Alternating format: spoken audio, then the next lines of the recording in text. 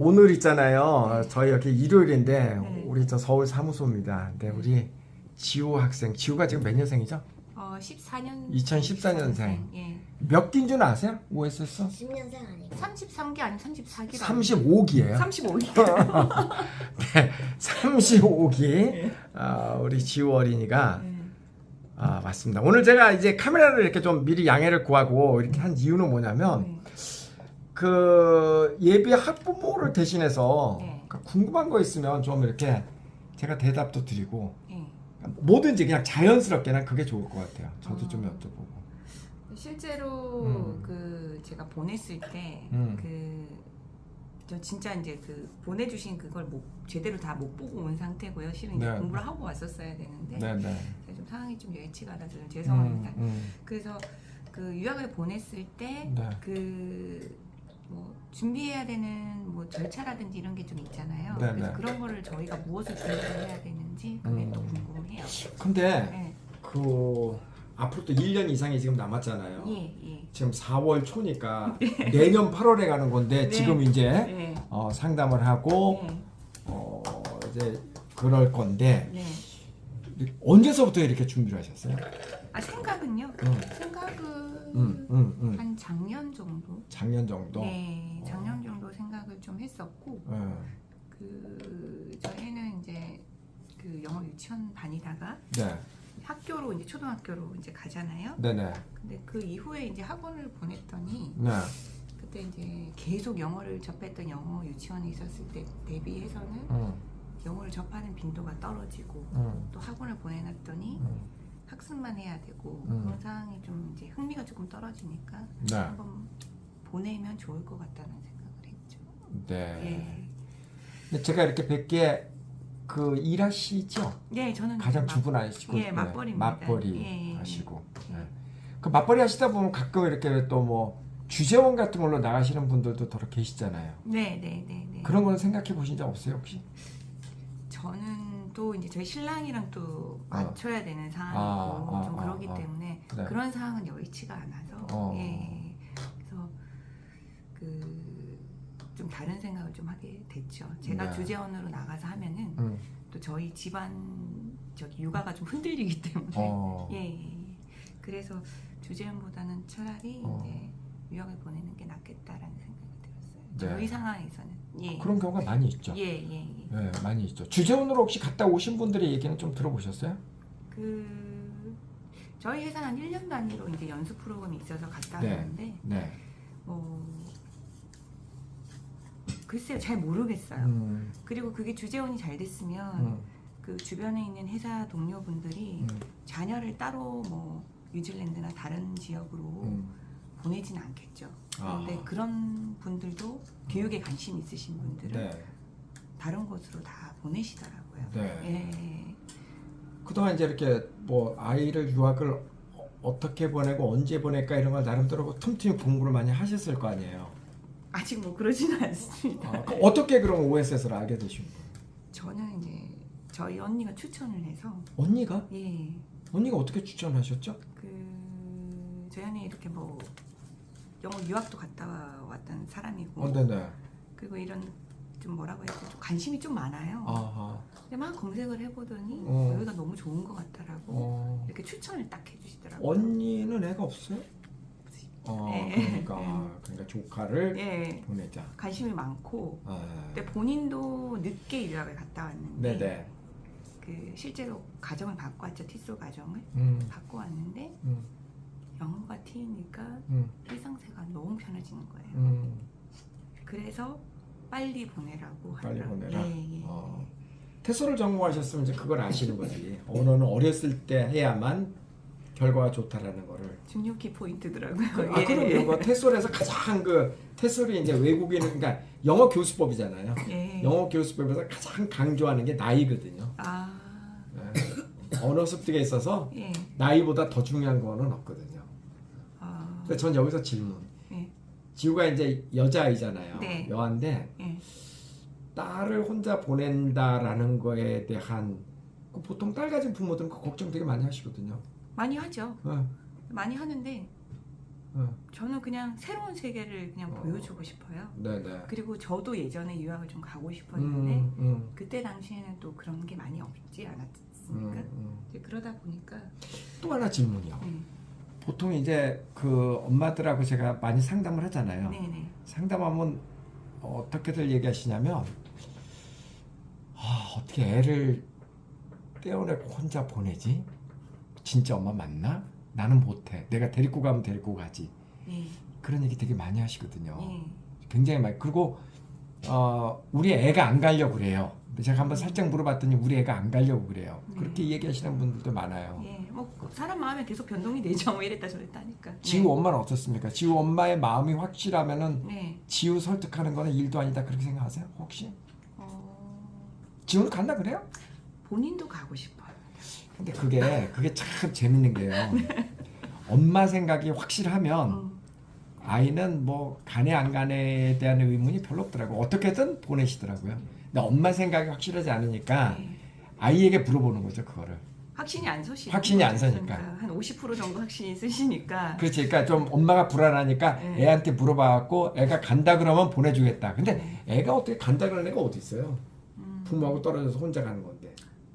그렇기도 하죠. 근데 뭐 새로운 걸 좋아하거나 호기심이 많거나 그 다음에 그 본인이 조금 어느 정도 영어에 대한 네. 잘하고 싶은 욕심이 있을 경우에는 예, 하긴 그래요. 예, 좀 궁금한 거 있으면 여쭤보세요. 그래서 그런 절차, 네. 그다음에 저희가 준비해야 될 사항, 어. 그다음에 실제로 유학 가서 이렇게 프로그램이 어떻게든지 뭐 지금 제가 대충 알고 있기로는 네네네. 낮에는 그 공립 학교를 보내고 네. 저녁에 그 제가 이해합니다. 예, 그러니까 하는 거 있죠. 워낙 직장일로 바쁘시니까 네. 사실 그 꼼꼼하게 다 챙겨보고 그러지 그럴 시간이 못했어요. 없으시죠. 예, 이해 예. 100번 이해 갑니다. 예, 예. 100번. 근데 여기까지 오신 것만 해도 예. 전 너무너무 고맙게 생각해요. 그러니까 한마디로 얘기하면 예. 오성식 선생님이 하니까 그래도 예. 뭐는 있겠지 하고 오셨겠죠. 저는 그렇게 믿습니다. 예. 예. 맞아요. 저희는 이제 아침, 그러니까 요거를 좀 예. 잠깐만요. 우리 참 별거 다 해봅니다. 근데 OSS는 기본적으로는 이제 좀 이렇게 워낙 우리 오성시 국제학교 유튜브에 많이 나와 있으니까 핵심적인 것만 몇 가지 네. 중요한 것만 잡아드릴게요. 나머지는 이제 그 유튜브 보시면 될 것 같아요. 네. OSS는 기본적으로 부모를 대신하는 그 OSS의 선생님들이 부모를 대신해서 아예 혼자 가는 유학을 이야기하는 거죠. 네. 그리고 OSS 프로그램의 그 포인트는 갔다 와서도 한국 학교에 잘 다닐 수 있게 만들자. 그게 제일 이제 포인트 중에 하나입니다. 그래서 크게는 세 박자예요. 하나는 캐나다 가정에 홈스테이를 한다. 네. 캐나다 가정에 홈스테이를 하는 겁니다. 그리고 정규 학교를 다닌다. 정규 학교를 다닌다. 그리고 여기에 이제 방과 후 OSS 학교에 온다. 그리고 끝나면은 이제 홈스테이로 돌아간다. 이 세 개의 큰 박자입니다. 그래서 홈스테이에서 아침 한 7시쯤 일어나죠. 6시 반에서 7시쯤 일어나고 8시 30분까지 정규 학교를 갑니다. 요거는 홈 엄마가 데려다 주는 겁니다. 데려다 주고 그리고 아침을 먹고 학교를 가죠. 그리고 홈에는 한 집에 2명씩 있습니다. OSS 학생 2명씩. 처음에는 한 집에 1명씩 있기도 했었는데 초창기 때는 2명씩 있으니까 확실히 아이들이 좀 덜 외롭고 그리고 OSS는 아이들이 항상 영어로만 이야기를 하거든요. 그러니까 아이들끼리 이렇게 한국 애들 둘이 있어도 절대 한국말로 안 합니다. 물론 이 홈은요 너무나 당연한 얘기지만 여아인 경우에는 그 집에 남자아이가 없는 집에만 배정을 하게 되어 있고 그런 건 이제 다 상식적인 거니까요. 그죠? 이 홈은 교육청에서 이렇게 배정을 해주는 겁니다. 그래서 홈 배정은 교육청에서 이제 그게 이제 우리나라는 뭐라 해야 될까?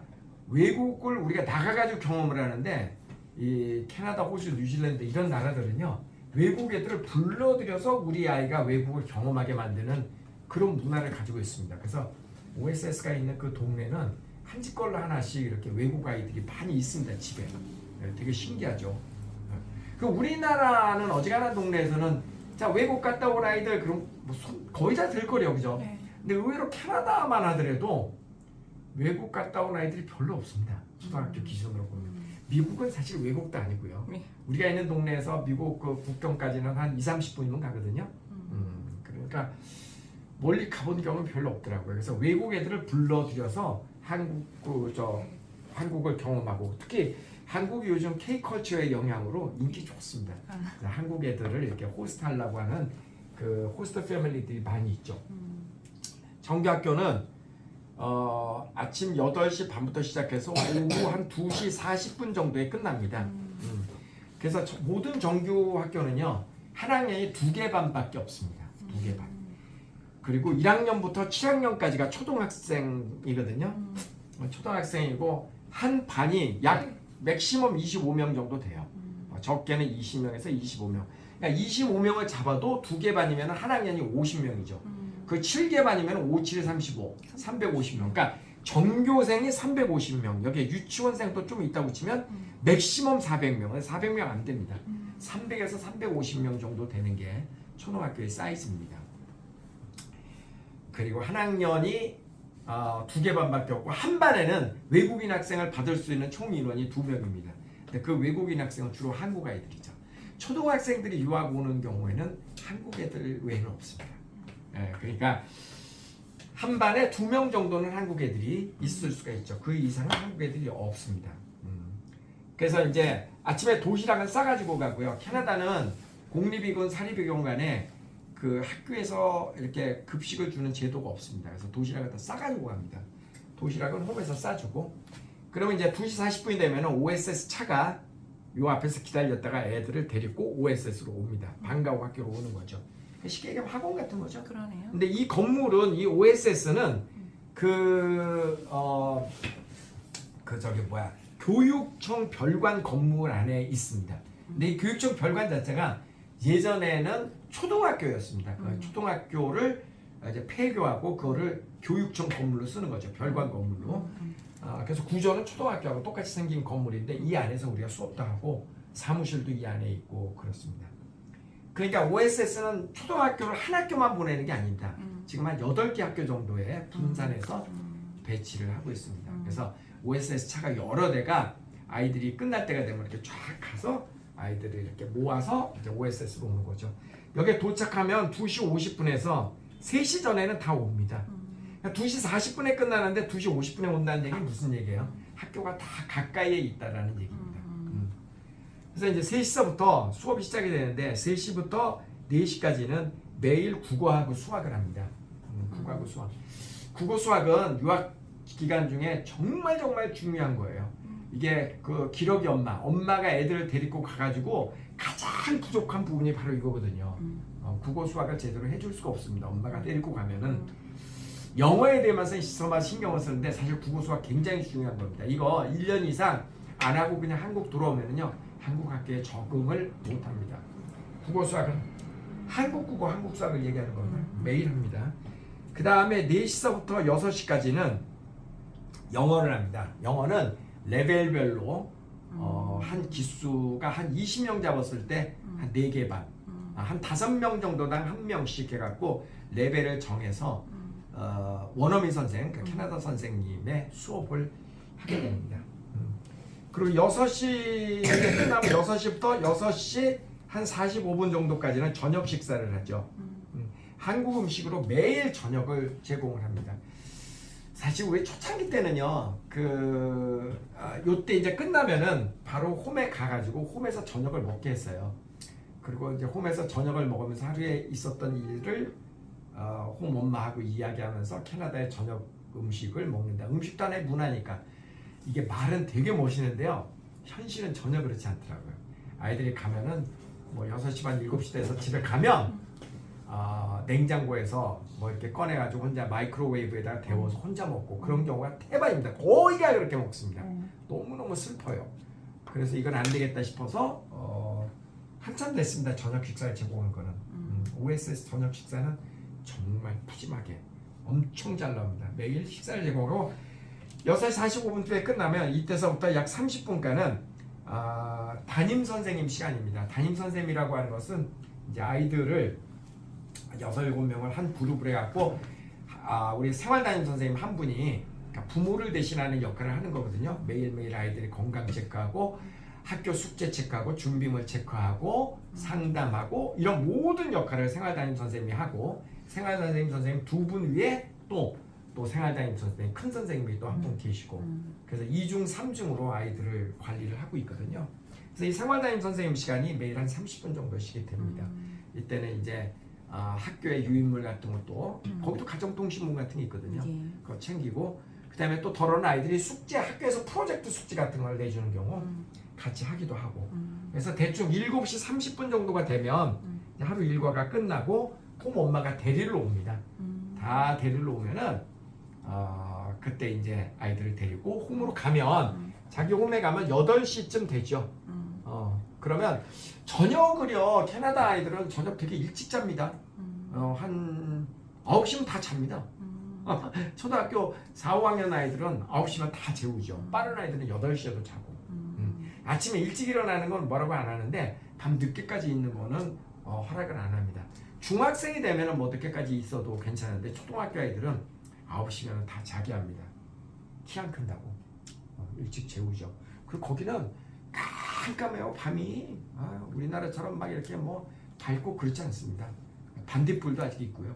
굉장히 좋아. 이게 이제 그 월요일부터 금요일까지 일과인데요. 아이들 정신 없습니다. 빙글빙글 돌아가죠. 이게 이제 기본 스케줄이고 그 다음에 토요일하고 일요일은 토요일이 한 달에 4번 있잖아요. 이 중에 2번은 OSS에 이벤트가 있습니다. 그러니까 토요 액티비티가 있죠. 주로 이런 토요일은 야외 활동을 나갑니다. 그리고 일요일 날도 4번이 있는데 그 중에 2번은 OSS 행사가 있습니다. 그래서 한 번은 도서관에 다 모여가지고 공부를 하고 또 한 번은 운동하는 날입니다. 수영장도 가고 쇼핑도 하고 이런 날입니다.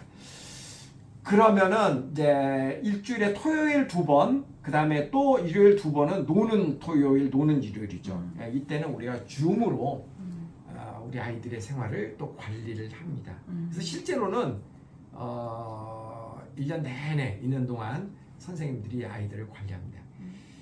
근데 이게 이제 말이 멋있고 실제로도 그런데 이 관리형 유학 OSS는 선생님들이 거의 하루 종일 아이들과 함께 생활을 합니다. 그러니까 우리 그 학부모님들은 교육 성직자라고 이야기를 많이 하거든요. 실제로 우리 선생님들은 아무도 술, 담배를 안 하십니다. 그리고 뭐 친구 만날 시간도 없고 거의 애들하고만 이렇게 생활을 하는데 진짜로 그렇게 생활을 합니다. 근데 선생님들이 조금 이렇게 신경을 다른 데다 쓰고 그러면 아이들은 그걸 금방 알거든요. 제가 이제 교육하는 입장에서 정말 놀란 거는 교육은 절대적으로 사랑이에요. 근데 그 사랑은 다른 말로 표현하면 관심이거든요. 아이들로부터 관심이 조금 떨어지면 금방 아이들도 알고 부모님들도 압니다. 그럼 뭐 어떻게 이해를 하시면 되냐면 여러분 우리 학부모님들 여러분 연애할 때 한번 생각해 보세요. 여러분 남자친구가 여자친구가 조금 나한테 신경을 안 쓴다라는 거를 조금 이렇게 하면 금방 눈치채지지 않나요? 체감적으로 금방 알잖아요. 그죠? 근데 물리적으로 같이 있지는 않아도 저 사람이 항상 나를 생각하고 있구나 하는 것도 문득문득 느껴질 때가 있잖아요. 그게 사랑이에요. 그게 정말 무섭습니다. 그래서 저는요 제 핸드폰에 보면은 24시간 무음입니다. 언제나 또 카톡 주세요 이러는데 저는 그렇게 삽니다. 항상 안테나가 이렇게 가 있고 그래서 새벽 자다가도 가끔씩 이게 밤에 깨잖아요. 꼭 핸드폰을 보거든요. 뭔 일이 있으면 바짝 일어나고. 근데 그게 제가 조금만 아이들의 신경을 안 쓰고 조금만 OSS를 까먹고 그러면 금방 합니다. 굉장히 무섭습니다. 그러니까 사실 저는요 이게 있잖아요. 뭐 이게 뭐 몇 시간은 뭐하고 몇 시간은 뭐하고 이거 하고 저는 사실 이런 거 그렇게 중요한 것 같진 않아요. 이런 거 중요한 게 아니라 가장 중요한 거는 정말 그 집단이 그 프로그램의 선생님들 거기에 종사하시는 분들이 정말 아이들에 대한 사랑이 있느냐, 그죠? 얼만큼 아이들에게 자기의 시간을 선생님들의 시간을 그렇게 하느냐 그 문제거든요. 그 문제예요.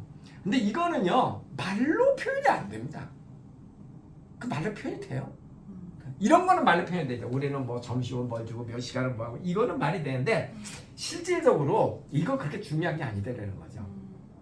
정말 중요한 거는 그 이제 우리 과거에 우리 저 선생님 우리 그 학부모님들이 붙여준 캐치프레이즈 OSS의 그 캐치프레이즈가 있는데 OSS는 사랑입니다. 이런 말을 많이 하거든요. OSS는 사랑입니다.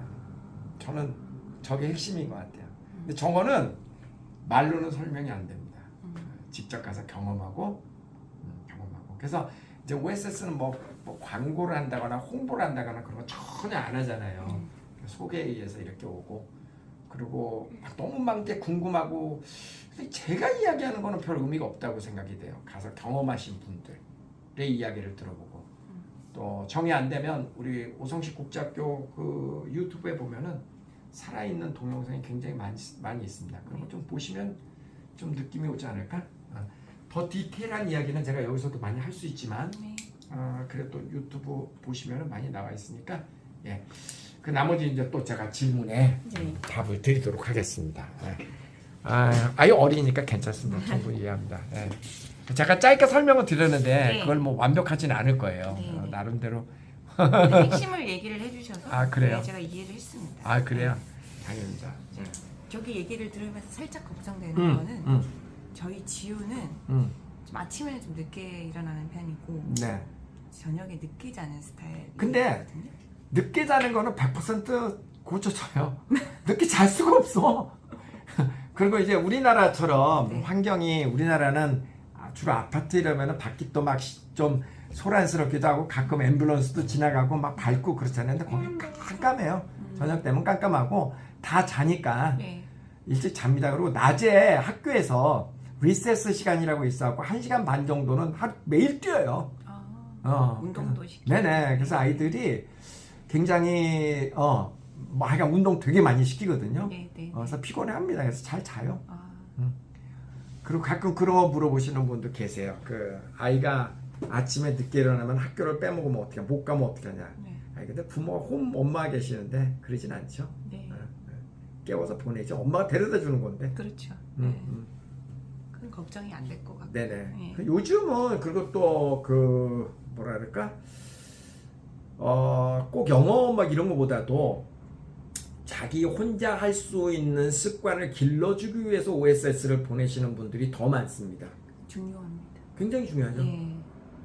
특히 요즘은 마마보이, 마마걸들이 많아서 부모들이 모든 걸 다 해주니까. 그렇죠. 그래서 그런 습관을 좀 들이게 하기 위해서 OSS를 보내시는 분들 굉장히 많습니다.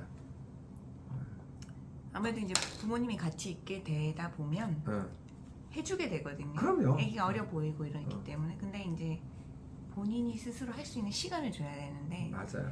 저희 같이 맞벌이 하시는 분들은 좀 시간이 이제 급하게 이제 움직이고 당장 저녁 시간 여유도 없다 보니까 계속 뭘 해주고 있더라고요. 그래서 그거 좋은 지적이세요. 그래서 제가 지금 캐나다 유학을 보내야 되고 스스로 실제로 이제 할 수 있는 시간을 줘야 돼서 뭐 이제 이것저것 스스로 할 수 있는 거를 지금도 이제 습관을 뭐 계속 가야 되니까 반복이니까 시키고는 있는데 이제 그게 이제 저도 제 나름대로는 준비라고 생각을 하고 있거든요. 스스로 하고 스스로 스케줄도 하고 스스로 샤워도 하고 이런 것도 다 준비라고 생각을 하기 때문에 그래서 이제 그런 시간을 갖는 것도 좋을 것 같습니다. 그럼요. 그것 때문에 보내시는 분들 많이 계세요. 맞습니다. 저희 때랑은 또 다른 세대라서 저희야 그냥 크고 또 이제 부인도 바쁘시면 알아서 눈치껏 하는 세대지만 근데 지금은 또 그렇지가 않죠. 맞습니다. 학교 지금 제가 또 저기서 이제 의문이 조금 들었던 게 3시부터 4시까지는 한국 국어랑 한국 수학을 듣는다고 하셨잖아요. 근데 이제 각자 레벨이 있을 거고. 그거는요. 아이스크림 홈런이라고 하는 그 패드를 가져갑니다. 그게 우리나라에서는 이제 이렇게 뭐 패드를 써서 그런 거를 쓰는, 그러니까 외람된 얘기지만 우리나라에서는 뭐 그런 것들 그런 거를 하는 거는 좀 경제적으로 조금 여유가 없는 사람들이 그런 걸 하고 예. 경제적으로 여유가 있거나 그런 사람들은 학원을 보내거나 가외를 시키거나 보통은 이제 그렇게들 알고 있잖아요. 근데 코로나가 갖다 준 큰 변화이자 혁명인 것 같아요. 맞습니다. 예, 저희 아이스크림 홈런 보면은 저게 이제 초등학생이라도 초등학교 4학년이라도 중학교 3학년 고등학교 거까지도 할 수 있거든요. 예. 자기 레벨에 맞게. 예. 예. 그래서 그 진도는 전부 다 자기 진도를 합니다. 일괄적으로 하는 게 아니라 예. 그 평가를 해서 예. 자기 진도로. 그러니까 지구가 4학년이라도 6학년 거 하는 수도 있고, 예. 그리고 하루치를 이틀치를 하루에도 할 수 있고, 네. 그건 자기 능력별로. 굉장히 잘 돼 있고 실제로 AI 혁명이잖아요 요즘은요. 정말 잘 돼 있습니다. 네. 꼭 아이스크림뿐만 아니라 네. 아마 다른 것들도 다 그럴 거라고 봐요. 네. 온라인이 코로나 때문에 아주 활성화됐죠. 엄청나게 발전이 됐습니다. 네, 맞습니다. 그 제가 물어봤던 이유 중에 하나는 지우도 집에서 아이스크림 홈런 하고 그래요? 있고, 그 추가로 제 궁금한 거는 네네. 제가 그거 말고 이제 다른 학습지도 지금 시키고 있는데 네네네. 물론 학원도 보내지만 그 기존에 이제 온라인 학습지 같은 것도 가져갈 수 있는 거. 가져가도 되죠. 근데 예. 문제는 뭐냐면 네. 아이스크림 홈런 같은 경우는 저희가 늘 거기 담당자하고 네. 뭐 부족하고 뭐 고칠 거 있고 그러면은 늘 주고받고 하거든요. 피드백을? 그럼 뭐 패스워드도 다시 해달라 뭐 이런 거 등등등. 가끔 또 고장도 나요 기계이기 때문에. 맞습니다. 그러면 예비 그 기계도 갖고 있다가 대치도 하고 뭐 이런 걸 하거든요. 네. 근데 이제 다른 프로그램을 갖고 오면 본인이 알아서 해야 돼요. 뭐 고장이 난다거나 뭐 하거나 그럼 저희가 대치를 해줄 수가 없어요. 그런 문제가 있습니다. 그리고 이제 아이스크림 홈런은 저희 선생님들이 워낙 오랫동안 쓰셨기 때문에 익숙하죠. 근데 다른 프로그램은 아무래도 덜 익숙하니까 본인 스스로 한다라는 전제하에서 가지고 오는 거는 뭐 얼마든지 환영합니다. 더불어 또 말씀드릴 것은 가끔 그거 물어보시는 분이 계세요.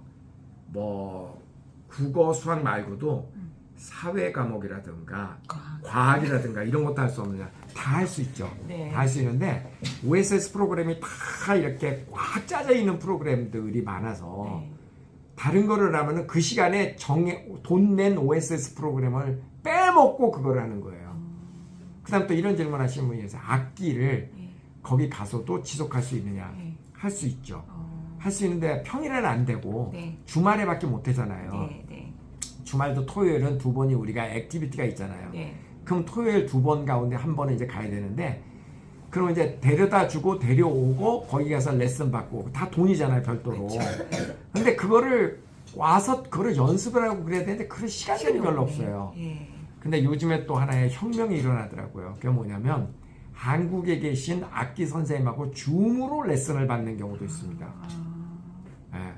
근데 뭐 예고나 예중이나 뭐 이런 특수한 상황이 아니라면 그 거기 가 있는 동안에는 아무래도 영어에 집중하는 게 맞지 않나? 저는 그렇게 생각을 합니다. 그러네요. 네네.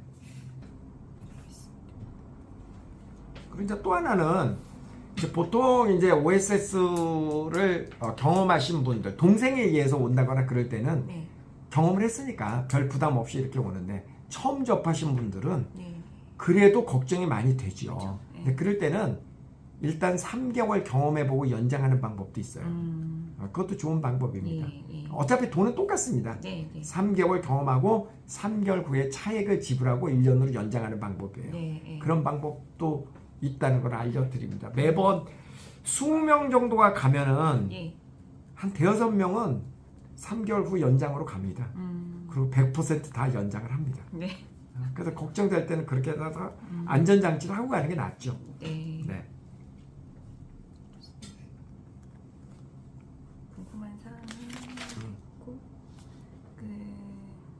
그럼 뭐 한국에서도 뭐 나머지는 좀 길어지니까 잠깐 멈췄다가 제 개인적으로 답을 드릴게요. 오늘 정말 일단 인사를 먼저 드릴게요. 정말 고맙습니다. 아마 예비 학부모들이 대신해서 도움이 되었으면 좋겠습니다. 좋겠네요. 네.